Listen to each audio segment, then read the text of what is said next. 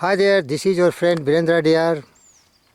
I am very much inspired to share with you the path of truth and justice, the humbleness, modesty, simplicity in action, but the mind is saturated with the noble thoughts, the purity in thoughts,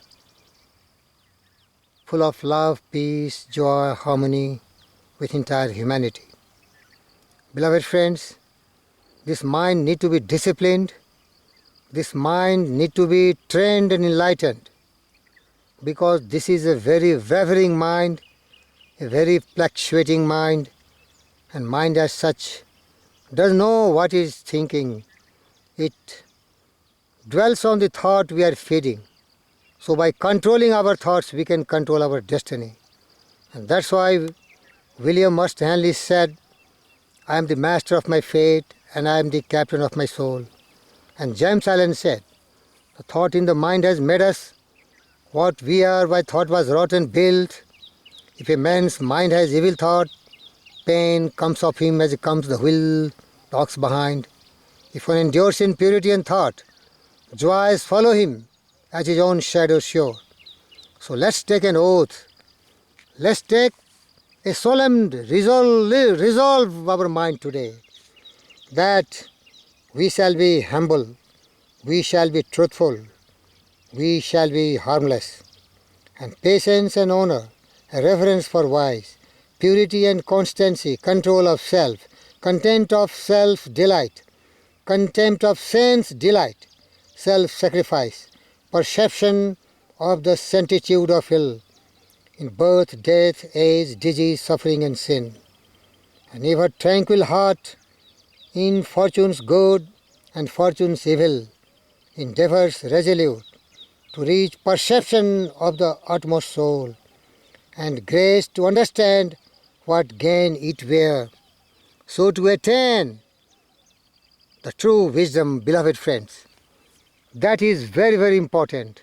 And if you permit, I will again remind you the great noble thoughts which we have to sow in our mind as a great seed.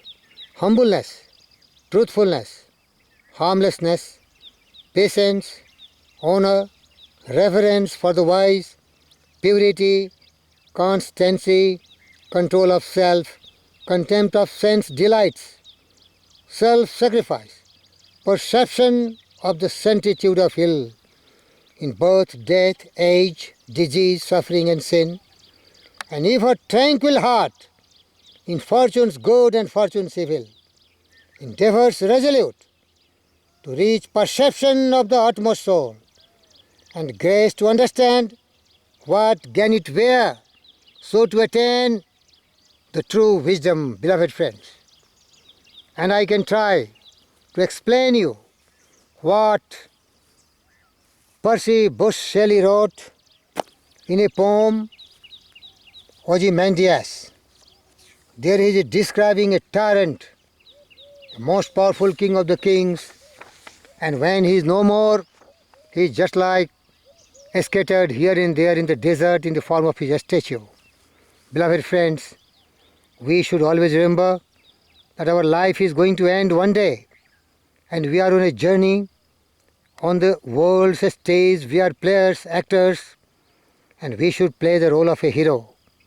And we should always remind us, in the world's broad field of battle, in the bivouac of life, let's not become a dumb, driven cattle, but a great hero in our strive, in our action, in our belief, in our faith. That is the true secret of greatness and success. Always humble. And let's read the poem, Ozymandias. What Percy Bysshe Shelley wrote, I met a traveller from an antique land who said, two vast and trunkless legs of a stone stand in the desert. Near them on the sand, half sunk a shattered visage lies, whose flown and wrinkled lips a snare of the cold command, till that it's a sculptor, well those passions red, which yet survive, stamped on these lifeless things, the hand that mocked them and the heart that fed. And on the pedestal, these words appear. Remember these words very careful. My name is Ozymandias, King of Kings. Look on my works, ye mighty, and despair. Nothing besides remains. Round the decay of the colossal wreck, boundless and bare, the lone and the level sands stretch far away. Beloved friends, that is the fate of everyone. Every tyrant, every dictator, every man who was cold-blooded and who commanded and dictated the humanity, make them slave, torture them, harass them, punish them for the gain of his selfish motives, they have the ultimate descent. Saddam Hussein, Colonel Gaddafi, Hitler. The world is full of such examples who really fleece the humanity, who have no respect and reverence for human and no kindness and compassion. This is the end of the story. What Ozymandias is saying is so important. Read again and try to understand the meaning. The meaning is shed your vanity and ego if you seek success. Shelley used the irony of a lone, broken statue of a king, proclaiming his greatness amidst a vast desert to effectively each his message. My name is Ozymandias, King of Kings. Look on my works, ye mighty, and despair. Ha ha! Mighty and despair! Hell and heaven! When he was surviving, he was a tyrant dictator, a mighty man. He can do anything and everything to anyone. But after his death, he died in despair, in suffering and sorrows, because as he thought, so he had to pay the price. The cause and effect is a universal law which always works. Beloved friends, read this again. My name is Ozymandias, King of Kings. Look on my works, ye mighty, and despair. Nothing besides remains round the decay of the colossal wreck, boundless and bare. The lone and level sands stretch far away. So be humble and don't let success get into your head. That is key for even more success, because success is only possible when you have created a suitable background for success. Success is the fruit of your noble thoughts, purity in thoughts, and then putting those thoughts in action. And as you act, so you depict your character with noble thoughts. You become a role model, a great character, and that character defines your destiny.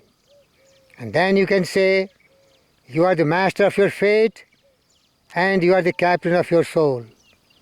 And you will be always successful, even in sorrow, grief, pain, and also equally very prosperous in the days of your ascendance. Triumphant, because that is the life. You have to have the wisdom which William Ernst Henley composed the poem Invictus. Beloved friends, that is my really story which I want to share with you, and I want to inspire myself. I want to inspire millions of my friends. And I am very much tempted to share that great poem of William Ernest Henley with you, because in childhood only he lost his legs. One of the legs was cut because of tuberculosis. He lost faith in God, and throughout his life he really believed in nobody else but in himself. And one of the great poem of all century, what William Ernest Henley wrote, was recited by even the great Prime Minister Winston Churchill, the Nobel laureate. And hear this great poem which will inspire you, which will stimulate your intelligence, and you will perceive and discover the truth that you are yourself the maker of yourself by virtue of the thought you choose and encourage. And your mind is the master weaver, both to the inner garment of your character and the outer garment of your circumstances. Because your mind is the master power that molds and makes, and man is mind, and even more he takes the tools of thought and shaping what he wills, bring forth 1,000 joys and 1,000 ills. He thinks in secret, but comes to pass. An environment is but his looking glass. Beloved friends, in Victor's poem, out of the night that covers me, black as a pit from pole to pole, I thank whatever gods may be for my unconquerable soul. In the fell clutch of circumstance, I have not wept or cried aloud.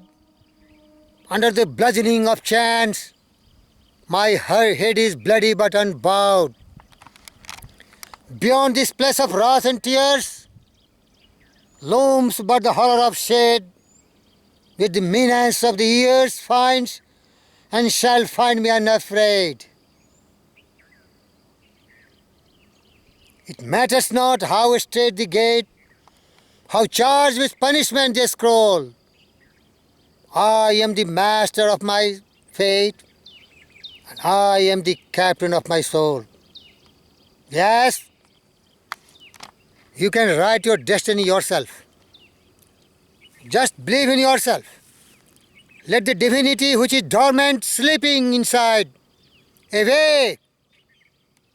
Manifest it by meditation and contemplation. All the power is within you. All the greatness is within you. But it is sleeping. You can say, in the bark of your sacral, in the bark of your soul reclines the commanding master. He does but sleep. Wake him. But remember, self-discipline is your strength. Calmness is your power. And mastery of thoughts is really your supreme achievement and success in life. Always dwell in pure and noble thoughts. Your thought become act, act become character, and character become your destiny. So you are a man of destiny. You are a man who has mastery over his thought, action, character, and shaping and building his life. A gallant life, a triumphant life, a successful life. Because everything he has achieved, attained, obtained by himself. And thank you very much for being a brave man who is always my companion every time in the journey of life, inspiring, motivating, always. Let us then be up and doing, with a heart on any fate, still achieving, still pursuing, learn to labor and to wait. And also remember, be not impatient in delay, but wait. And as one who understands, when his spirit rises and commands, the gods are ready to obey.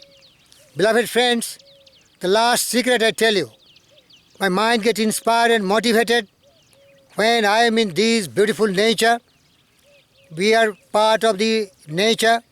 We have sprung from the nature, and one day we will be immersed, submerged into the vast ocean of nature.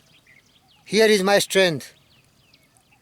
What I am doing is just I am borrowing from this nature the inspiration, the enthusiasm, the willpower, the determination, the daring, the courage, the dream, the vision, the ideal, the purpose, the motive. Everything is blessings of this beautiful nature. I request you, go to nature, be very healthy, and once your blood is very hot and circulating at a very terrific speed, your brain will become active, imaginative, creative, and you will start pouring ideas and thoughts. Iduko, bring it out, the latent treasure of your wisdom that is lying in your head. Give the opportunity, give the environment of this beautiful nature, and may God bless you. Believe in yourself. You can do it if you believe you can. And whatever the mind can conceive and believe, it will definitely achieve for you. Victory awaits you. One word, victory. Victory, success, greatness. Fill your mind with these saturated thoughts. You are born great. You are unique. Nobody is like you. And nobody has done anything what you cannot do and cannot exceed his records in life, because they have used only 10% of the brain. Try to exceed that use of the brain. Stick to your task. Commit to your mission, passion, emotion of greatness and success. Jai Hind and thank you very much.